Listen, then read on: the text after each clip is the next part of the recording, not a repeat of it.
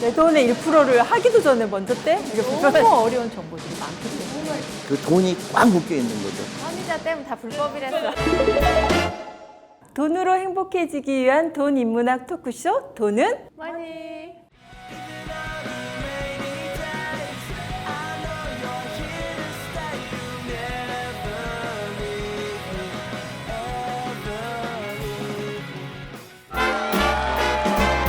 우리 투자에 대한 이야기 많이 나누고 있는데요. 펀드 투자 방법 좋다는 이야기까지 나왔어요. 우리 송하영 피아니스트님 네. 이제 좀 많이 들어보시니까 투자 어떻게 해야 될지 잘 아시겠어요? 네, 보기보다 일관성 있는 사람이라 한 번 듣는다 이렇게 바뀌지는 않는데 그래도 이제 얘기를 자꾸 들어보니 이제 제가 갖고 있었던 약간의 부정적인 생각들은 많이 정리가 좀 되는 것 같기도 해요. 그러면 우리가 어떻게 하면 이런 펀드 투자 잘 할 수 있는지 구체적으로 좀 이야기를 말씀을 나눠줬으면 좋겠는데요. 어떻게 펀드 투자 선택하면 좋다 뭐 이런 이야기 좀. 여러 가지가 있죠. 주식하고 비슷해요. 한국에 투자하는 펀드가 있고 또 해외에도 투자하는 펀드가 있고 여러 가지가 있습니다. 더 근본적인 이유는 이런 펀드에 투자하고 싶다, 이런 나라에 투자하고 싶다. 그거를 먼저 결정하는 게 중요하죠. 그렇게 결정한 다음에 이 좋은 펀드인지 나쁜 펀드인지, 그죠? 그게 이제 중요하죠. 우리 장기 투자 얘기했죠. 펀더멘털에 의한 투자를 했잖아요. 근데 펀드 매니저도 똑같이 그런 생각을 해야 되겠죠. 좋은 펀드 매니저를 선택하는 것도 알아야 되겠네요. 그러니까 이제 그거를 간접적으로 알 수 있는 가장 좋은 방법이 회전율이에요. 아, 네, 네. 예, 그러니까 그 숫자가 높을수록 자주 매매를 한다는 건데 그런 펀드는 권하고 싶지 않네요.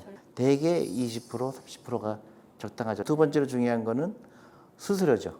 그렇죠. 근데 이제 펀드를 살려고 그러면 이제 은행에서 살 수도 있고요. 증권에서 살 수도 있고 그런데 수수료가 비쌉니다. 근데 장기적으로 투자하려고 그러면 1%의 수수료가 10년이면 10%예요. 근데 복리까지 따지면 훨씬 크죠. 그래서 정확하게 내가 펀드를 살 때 수수료를 얼마큼 내고 있는지 그게 중요하고 그래서 요새는 이제 비대면으로 직접 사는 방법이 생겼거든요. 요새 비대면이면 증권회사 사나 이런 데 갈 필요도 없거든요. 비대면이 그게 이렇게 면대면 안 한다 그 안일비. 대면할 필요가 없다. 핸드폰으로 가능해요. 그러니까 지금 당장 가능해요. 핸드폰으로도 가능하면서 수수료가 더 저렴하다. 핸드폰으로 하는 게 장점이 뭐냐면 오늘 내가 커피 아낀 10,000원이 있는데 그대로 투자할 수 있는 거죠. 그놈의 커피야.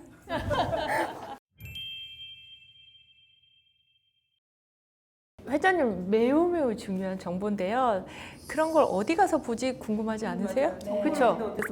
네. 되게 중요하죠. 그러니까 각 펀드가 아까 금융 상품이라고 했잖아요.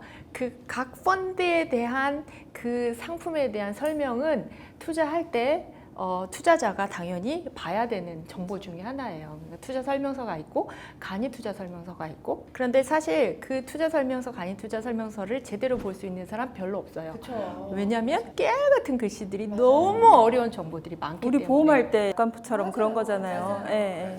그래서 이제 올 10월부터 이 펀드가 과연 좋은 건지 나쁜 건지 내가 내는 수수료는 얼마 정도 내는지 매매 회전율은 어느 정도 내는지를 핵심 정보를 보는 요약서 이런 것들이 개선되게 돼 있어요. 자, 펀드에는 클래스가 있어요. 아까 말씀하셨잖아요. 수수료가 싼 클래스가 일단 좋아요.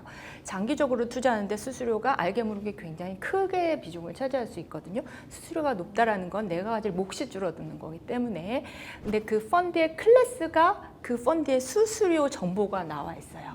혹시 A 클래스, C 클래스 이런 거 들어보셨죠? 펀드의 수수료는 크게 두 가지 종류가 있어요.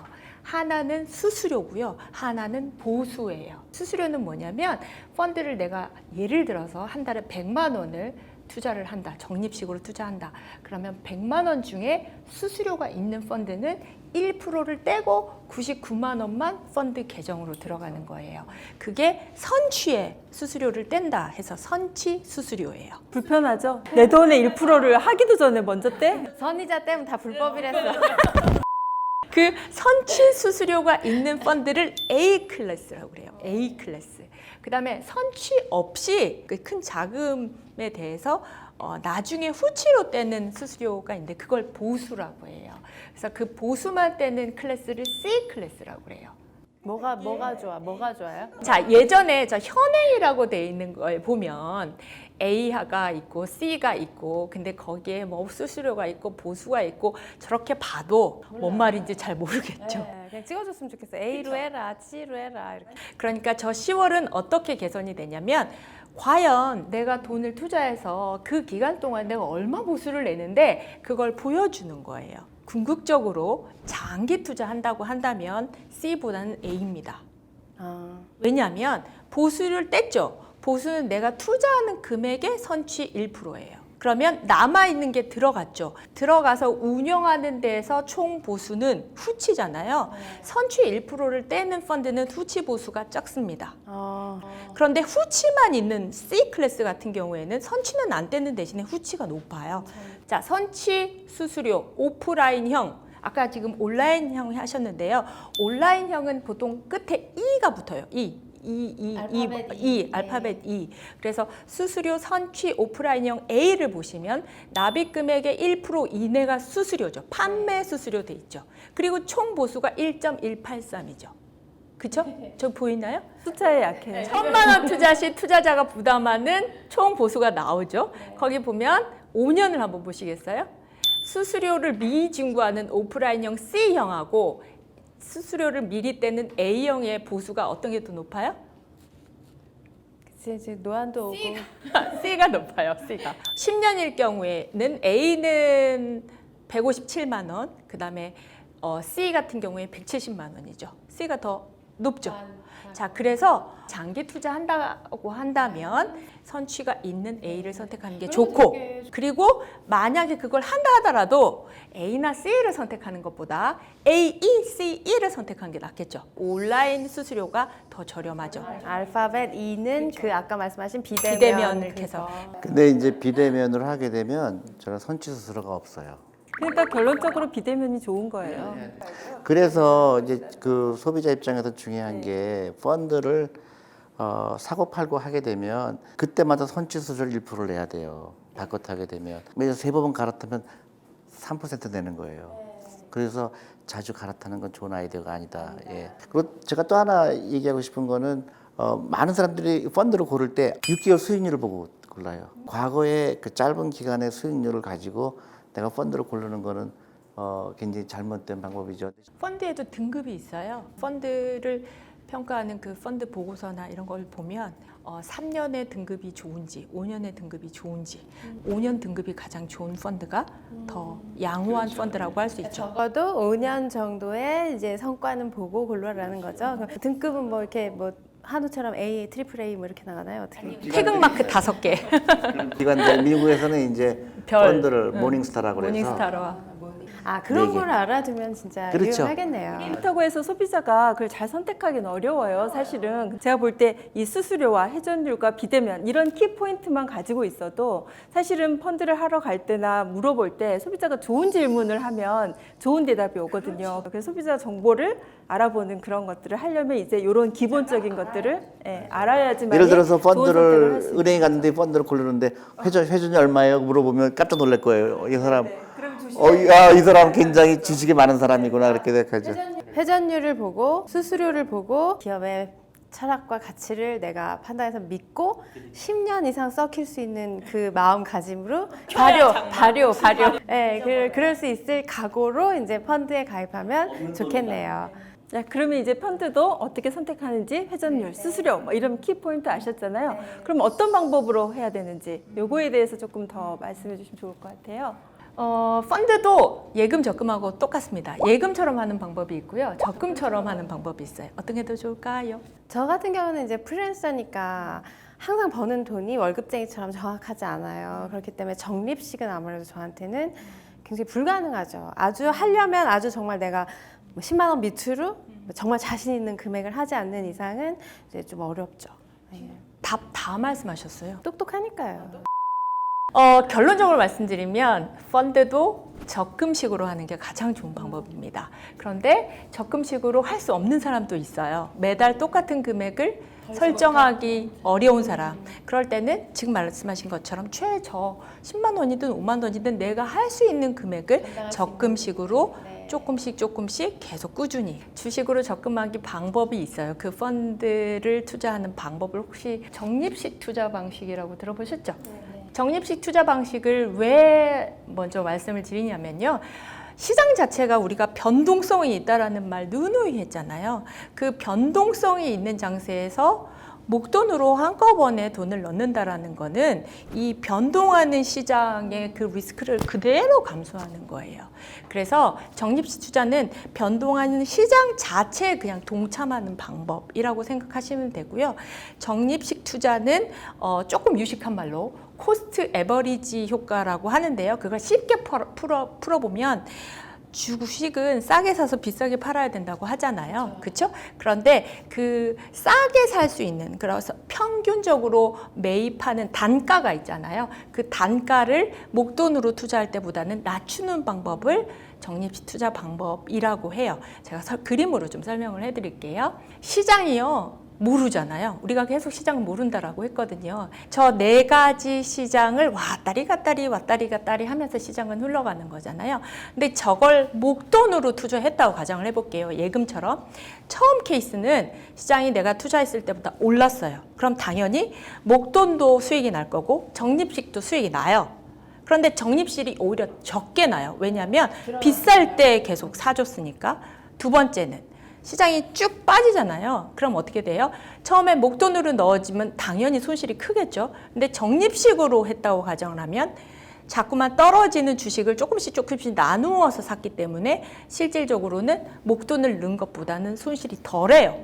세 번째 케이스는 오히려 비쌀 때 나누어서 샀기 때문에 목돈을 넣은 것보다 적립식이 안 좋을 수 있어요.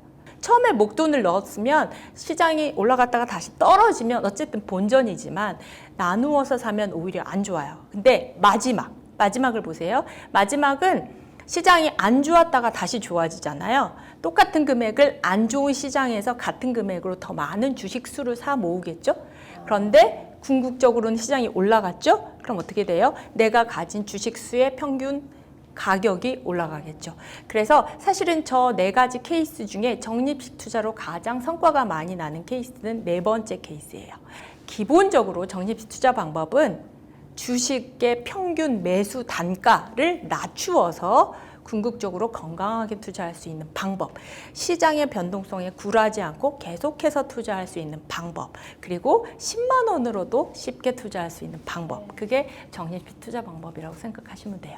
그래서 투자를 하는 보통 사람들의 투자 방식을 목돈이 있다고 목돈을 그냥 단박에 그냥 투자하지 말고 나누어서 투자하는 적립식 투자 방법이 오히려 더 건강한 투자 방법이다라고 말씀드릴 수 있을 것 같아요. 그럼 정리하자면 펀드를 적립식으로 우리가 적금하듯이 그렇지만 훨씬 적금이나 예금보다 더 수익성이 미래 수익성이 높은 방법으로 할 수 있다. 그렇기 때문에 그렇게 별로 어렵지 않다. 이제 이런 말씀을 하셨고요. 절대 빚으로 하면 안 되고요. 그러려고 지금 적립식을 한 거잖아요. 조금씩 5만 원씩. 수입이 일정하지 않기 때문에 아주 미니멈으로 뭐 한 달에 10만 원 한다든가 그거는 미니멈으로 하는 거고요. 그다음에 내가 예를 들어서 어떤 또 큰 수입이 생겼을 때는 그 수익에 추가적으로 당연히 해야죠. 그 펀드 투자가 굉장히 좋은 이유는 10만 원을 투자하다가 갑자기 돈이 없을 수도 있잖아요. 그럼 그 달에 투자를 안 할 수도 있잖아요. 그렇죠? 그렇다고 해서 뭐 예를 들어 보험 상품처럼 두 달만 안 되거나 해지가 된다거나 그런 거 없고, 그다음에 쭉 가다가 예를 들어서 나 조금 수입이 나아져서 10만 원 하던 걸 20만 원으로 올릴 수 있네? 그럼 20만 원 투자하면 되고요. 그거하고 똑같은 방식으로 하되 만기가 있는 거 아니잖아요. 아니 근데 지금 펀드도 만기 있었던 것 같은데? 만기는 형식적으로 설정해 두는 거지 펀드에는 만기가 없어요. 주식에 만기가 없는 것처럼 평생 자금을 위해서 평생 투자한다라는 생각으로 접근할 수 있는 금융상품, 그게 펀드라고 생각하시면 돼요. 이 적립식 펀드로 투자의 문화를 잘 형성한 미국의 케이스가 있잖아요, 대표님. 그렇죠. 근데 미국도 마찬가지로 금융 문맹률이 높아요. 1980년에 미국 정부가 생각을 한 게 일반 월급쟁이들이 노후 준비하는 게 자본주의 사회에서는 불가능하다고 느낀 거예요. 강제로 투자를 해야 되겠다. 그래서 어떻게 됐냐면 크게 이제 월급의 10%까지 이 주식형 펀드에, 대부분 주식형 펀드에 넣게 하고요. 대신에 세금 혜택을 줬어요. 의무적으로요? 의무적은 아닌데 안 하면 바보죠. 왜냐하면 회사에서 되게 매칭을 해줘요. 예를 들어서 내가 회사의 월급쟁이인데 10만 원 얻는데 회사에서 5만 원, 10만 원을 주는 거예요. 하라고? 왜냐하면 그러니까 안 하면 바보죠.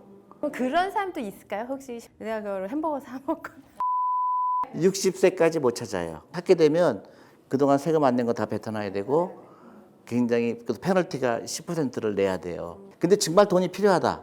아니 그럴 때는 뭐냐면 그거를 담보로 내가 대출을 받을 수가 있어요. 그러니까 깰 필요가 없는 거예요. 그러니까 굉장히 좋은 제도죠. 그러니까 사실은 투자라는 게 그런 의미잖아요. 대준비, 노후자금을 강제적으로 국가가 시스템을 만든 하나의 제도가 사람들에게 투자의 어떤 문화가 된 거죠. 그것 때문에 네네. 계속 주식에 돈이 들어오잖아요. 월급쟁이들. 그러니까 주식시장도 같이 좋아지고 결정적인 거는 많은 사람들이 그 새로 상장을 하는 거예요. 기업이 발전한다는 네, 거잖아요. 그래서 성장한다는 그 거죠. 끊임없이 기업의 활동에 돈이 들어가는 거죠. 그러니까 또 새로운 기업이 나오고 또 돈을 다 같이 벌게 되고 이 선순환이 되는 거죠. 근데 이제 이거를 이해하지 못하는 국가들은 주식하면 안 된다는 생각을 갖고 있기 때문에 그 돈이 꽉 묶여 있는 거죠. 그거를 못한 나라가 일본이에요. 네. 아니에요. 그게 아니라 제가 일본을 미워서가 아니라 과거에 일본의 20년이 잃어버린 시간이 이거를 이해하지 못했기 때문에 그래요. 그래서 주식하면 안 된다고 해서 전부 은행 예금에 들어가 있는 거예요. 되게 중요한 말씀하셨는데 지금 말씀하신 게 미국의 401K라는 퇴직연금 제도 얘기하시는 거거든요. 근데 거기에서 중요한 포인트가 강제성이 있어요. 그래서 우리가 일반 사람들이 투자를 하는 가장 좋은 방법 중에 적립식 투자라고 했는데 이 적립식 투자를 강제성 있게 한다면 자동이체 방식을 반드시 선택을 해야 되는 거예요. 내가 그 적립식 투자를 하면서 목표를 반드시 둬야죠. 이 자금은 어떤 자금으로 쓰겠다. 그때까지는 이 자금을 쓰지 않게 열매를 맺을 때까지 기다릴 수 있는 인내를 바탕으로. 그래서 그 모든 것들이 충족이 돼야지 적립식 투자를 통해서 성공을 할 수가 있다고 봐요. 한국에 굉장히 좋은 제도가 있어요. 연금저축이라는 게 있어요. 똑같은 제도인데 미국의 401K보다 훨씬 더 좋아요. 그러니까 미국의 401K는 내가 60살 때 찾잖아요. 그러면 세율이 나의 세율로 내가 만약에 소득이 많아서 만약에 30% 세율을 낸다. 그럼 그때 받아 30%를 내야 돼요. 근데 한국의 이 제도는 55세까지는 못 찾아요. 그건 똑같아요. 미국처럼. 미국은 60세고 그리고 1년에 1,800만 원까지 가능하고 또 부부고 따로따로 가능해요. 그러니까 3,600만 원까지 가능하고 애들도 가능해요. 그러니까 굉장히 좋은 제도예요. 대신에 이제 55세까지 못 찾는다는 사실 좋은 거죠. 장기 투자하는 거니까. 그래서 그거는 반드시 들어야 되는데 연금 저축에 세 가지가 있어요. 보험에 크게 두 가지구나. 보험에 하는 방법이 있고 저기 펀드에 하는 방법이 있는데 안타깝게도 90%가 보험에 들어가 있는 거예요. 잘 모르니까. 그럼 그래서 연금 저축 펀드에 하기를 하고요. 근데 이걸 오래 하잖아요. 55세까지. 수수료가 절대 중요하죠. 그러니까 수수료가 제일 싼 비대면으로 하라는 거예요. 근데 대표님 그 올해라는 개념이 내가 지금 만약에 뭐 50세야. 그러면 그거를 할 가치가 있나요? 당연하죠. 그게 몇 살까지? 그럼 55세부터 찾을 수 있는 건데요. 안 찾아도 돼요. 그래서 지금 말씀하신 내가 진짜 조금밖에 노후를 위해서 준비할 수 없어요. 그런데 그 중에 금융상품 하나를 선택해요. 그럼 무조건적으로 1순위는 연금 저축입니다. 연금 저축도 연금 저축 펀드를 선택해서 장기적으로 투자하는 거고 연금 소득세를 내긴 내요. 세액공제 효과가 있거든요. 이제 세액공제 효과가 굉장히 커요. 기본적으로 연금소득세 싸기 때문에 노후를 위해서 하나의 금융상품을 선택한다. 그럼 연금저축펀드를 선택하라고 꼭 반드시 말씀드리고 싶어요. 시장에 투자하기 그리고 그 투자하는 방법의 펀드에 투자하기 중에서도 매달 적금식으로 나를 믿지 말고 나의 시스템을 믿고 적립식 투자 펀드를 하자라는 말씀으로 마무리를 하도록 하겠습니다. 네.